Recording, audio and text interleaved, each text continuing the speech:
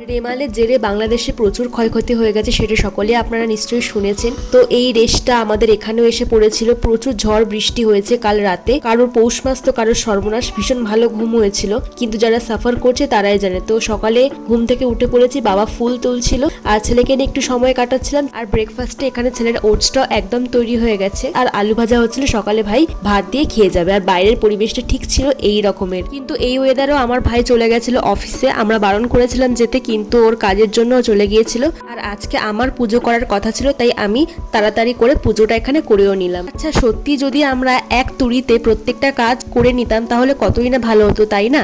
অনেক সময় বাঁচত আমাদের হাতে। যখন পুজো করছিলাম তখন কাসর আর ঘন্টার আওয়াজে আমার ছেলে ঘুম থেকে উঠে পড়েছিল। আর এই হচ্ছে আজকের অবস্থা। সারা দিন টিপটিপ করে বৃষ্টি পড়ে যাচ্ছে। আজকে ভীষণ সিম্পল মেনু দিয়ে খাওয়া দাওয়া করে নিয়েছিলাম। আর এরকম ওয়েদারে খাওয়া দাওয়া করে ভাত ঘুম দেওয়ার মজাটাই আলাদা। ভালো লাগলে অবশ্যই সাবস্ক্রাইব করবেন।